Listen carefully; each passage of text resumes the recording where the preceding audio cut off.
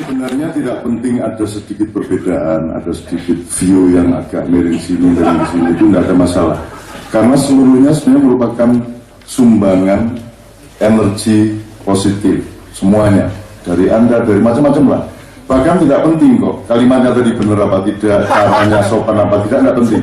Karena Allah itu tidak menciptakan surga sekarang, surga masih di sini. Kalau di dunia seperti itu, duren itu justru harus tajam buruknya gitu. Jadi ini kelihatannya hitam tapi sebenarnya di dalamnya putih semua, darahnya aja putih. Jadi tidak penting, tapi malam ini kita oleh Allah itu diizinkan, dibukakan sumber-sumber energi positif itu berkumpul. Nah, tolong kita ingat dua hal. Tadi saya ngobrol sama Mas Indra sebenarnya. Coba Anda lihat, keunggulan U19 itu tidak atas kesebelasan luar negeri. Ada dua keunggulan. Yang pertama, mereka tuh nggak ingin menang atas orang lain yang menjadikan orang yang kalah itu menjadi sedih.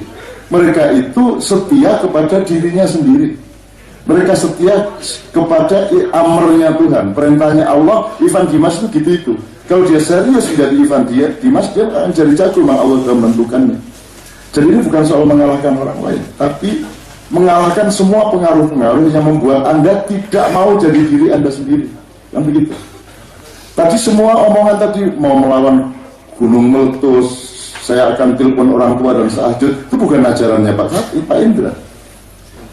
Itu lahir dari Allah melalui proses budaya. Allah pakai strategi kebudayaan. Salahnya Indonesia tidak pernah pakai strategi kebudayaan. Kalau bikin kurikulum, bikin aja sebagai proyek, tapi tidak pakai gini, soleh itu adalah kebaikan yang dihitung. Setiap langkah dari kebaikan ini ketika diterapkan dihitung resikonya, environmentnya, semakin tinggi presisi perhitungannya, semakin soleh. Jadi misalnya di masjid ada pengumuman yang belum khitan dilarang masuk. Ini kan tidak bisa pengumuman tok, kan harus disediakan perangkat-perangkat hukumnya. Satu, kamar untuk pemeriksa. Nomor dua, pemeriksanya. Kan gitu. Jadi orang mau masjid untuk kese, buka sabun, begitu.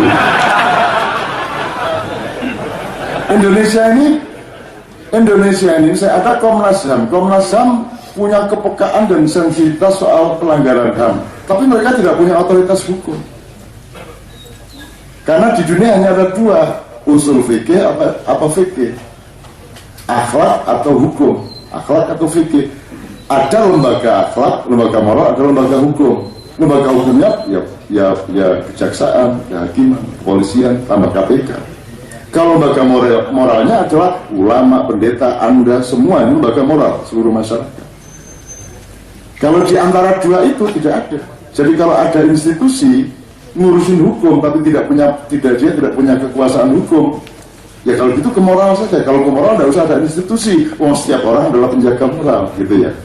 Nah jadi di Indonesia ini nggak pakai strategi, makanya sistem pembinaannya membuat Anda terbuntu. Iki kalau berbakat dari Wonosobo terus nanti melaju ini kan gitu. Untung kalau Pak Indra datang, kalau nggak datang kemana larinya? Kan gitu.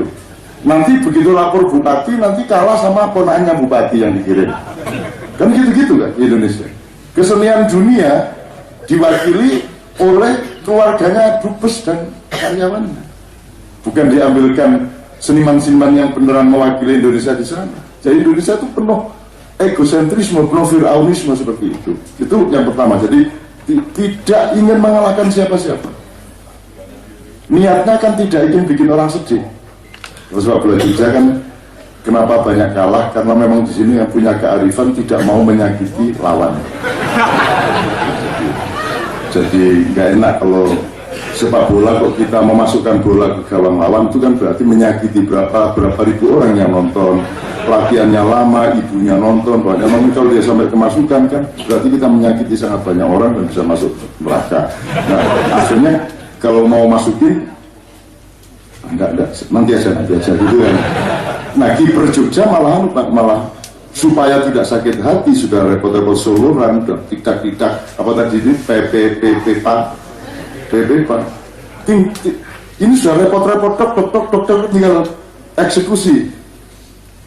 Kan kipernya nggak enak loh, ini sudah usaha maksimal masa dari kita dukung. Akhirnya kipernya minggir, silakan. Nah, gitu lah, itu ceritanya. Itu filosofi Jogja seperti itu, Pak. Nah, oke, saya lengkapi ya Azam ya. Jadi nomor satu, efeknya orang kalah, tetapi itu bukan niat kita. Niat kita hanyalah bahwa saya ingin jadi kacang yang benar-benar kacang. Akhirnya kacang yang tidak benar-benar kacang kalah sama kacang kita, kan gitu. Ngerti maksudnya ya? Jadi ketepatan niat, Indonesia ini kan salah niat. Negaranya salah niat, pejabatnya salah niat, presidennya salah niat, hukumnya dibikin salah niat, kan gitu. Nanti ini Syekh nanti yang akan menjelaskan mengenai al-a'malu binniyah. Orang beramal saja salah niat kok, orang bersedekah salah niat kok, ingin dikembalikan berlipat-lipat oleh Allah. Coba kau niku sedekah tak dagang, kan begitu. Kalau sedekah itu sedekah titik, kan begitu. Niatnya enggak, saya kasih 1 juta, siapa tahu udah jadi 20 juta. Itu jenis dagang, tijarah, itu bukan sedekah, kan gitu. Itu contoh salah niat aja. Salah niat itu membuat tidak pernah ada strategi yang baik. Saya tidak perpanjang supaya ini. Menangnya U19 itu tidak hanya melawan kesebelasan Korea, Vietnam dan lain-lain. Sebab bidang apa yang bisa mencapai seperti U19 kecuali Ma'iyah? Ma'iyah harus melaku dewi dia. Tanpa subsidi, kayak Kanjeng keliling 16 negara tidak mau memakai uang rakyat, tidak mau memakai uang APBN, APBD atau uang kedutaan di sana. Kita harus dari Allah. Kalau dari Allah ada, kita berangkat. Kalau Allah nggak kasih, kita nggak berangkat. Maksud saya gini, di sepak bolanya Pak Indra ini ada sistem, ada disiplin, ada prinsip, ada ideologi, ada akidah yang membuat beliau bisa menemukan yang terbaik dari pemain sepak bola Indonesia di usia 19. Benar? Apakah demokrasi kita bisa menemukan calon presiden yang terbaik di antara manusia se-Indonesia? Bukan hanya tidak, banget lerana. Kalau orang ngomong banyak Indonesia gitu, sangat tidak memenuhi syarat. Kalau kita ngomong komplikasi permasalahan di Indonesia, kita tuh butuh perombakan yang luar biasa. Tata negaranya, konstitusinya, landasannya, mempertimbangkan kembali 4 kali amandemen UUD 45 dan seterusnya, sampai sistem hukumnya segala macam. Ketidakjelasan negara, ketidakjelasan pemerintah, mana negara, mana pemerintah, tidak ada bedanya, mana bendahara, mana kasir, tidak ada bedanya, mana kepala rumah tangga, mana kepala keluarga, tidak ada bedanya, ya hancurlah rumahnya. Dan presiden kita dua itu belum ada yang mikir sampai di situ. Karena demokrasi tidak memungkinkan ditemukannya Ivan Dimas di dalam kepemimpinan Indonesia. Kan begitu. Dan jangankan kok demokrasi, umat Islam itu tidak bisa menemukan pemimpinnya. Tidak bisa. Yang memimpin di atas di sana itu sama sekali bukan Ivan Dimas. Kita ingin ada Ivan Dimas di dunia kepemimpinan Islam. Mungkin tidak perlu pakai imamah seperti Iran, mungkin lah namanya enggak itu. Tetapi kan dibutuhkan memang orang yang memang kualitas dan makomnya memang sama, kompatibel kan gitu. Nah sekarang kan nggak ada. Jadi sepak bola sudah bisa menemukan Ivan Dimas, Ilhamuddin, Maldini. Tapi politik Indonesia belum bisa menemukan. Anda sendiri tidak boleh menemukan pemimpin Indonesia, betul? Anda tidak boleh. Kayak apa rekomendasi? Anda sendiri tidak punya hak untuk memilih pemimpin Anda. Anda dipilihkan oleh koalisi-koalisi partai. Jadi dari satu pasar yang makanannya banyak dikei rong lepek, lepek Jokowi atau lepek Prabowo. Leken. Kan begitu. Jangan disangka saya benci sama mereka, saya cinta kepada mereka semua. Gitu ya. Ini tidak usah kita bicarakan sampai kompleks, ya, supaya Anda nanti tidak menjadi semakin grow Anda sih. Tapi tidak mas di dunia umat Islam, di dunia mahasiswa, coba di dunia intelektual. Bagaimana mungkin Anies Baswedan itu 1 dari 100 intelektual dunia itu ya apa ceritanya? Itu ya apa ceritanya? Kualifikasinya bagaimana? Kan ada 4 kriteria. Tadi itu di sepak bola, apalagi di dunia intelektual.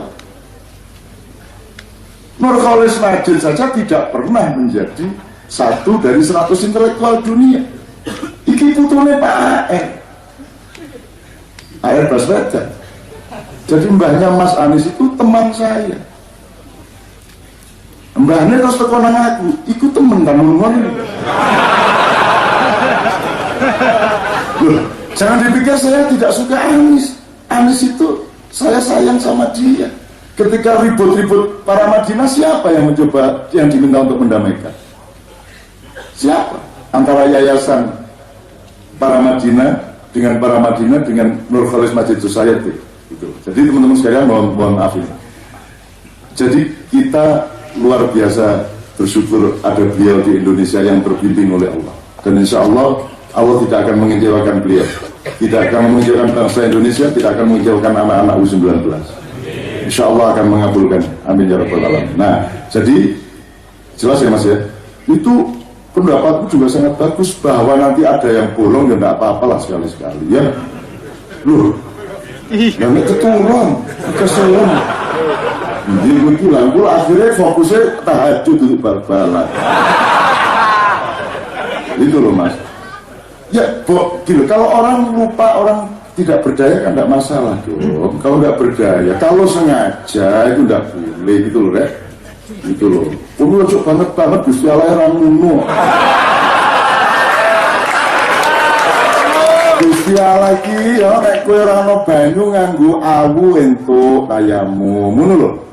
Ora ana panganan ana leming daging babi karo asu ya ora apa-apa sengsu. Nek ora soalnya mati ora ana panganan liyane kuwi boleh. Darurah bisyauka itu boleh.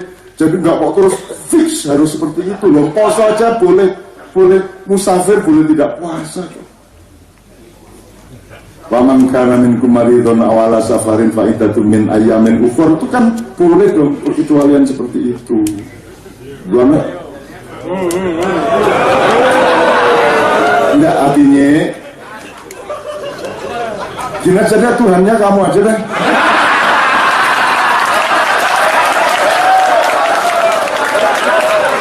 Sampai kurang disiplin, terlalu murah. Ini loh Tuhan yang sejati. 4 kriteria. Awas kowe nek rabi bojomu butuh kowe ora iso ngadeg. Terus bojomu tidak bisa, harus tiap malam.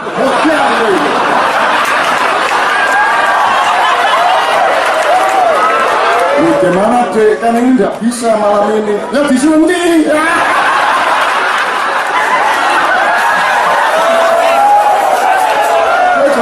Banget, kowe ora kuat nanggung. Kamu tidak kuat nanggung, matamu jadi sayu. Ada yang mati di dalam sarafmu nanti.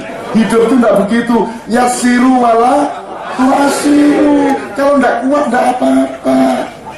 Masa harus kuat terus? Kalau capek banget pertandingannya melelahkan terus ketiduran tidak tahajud.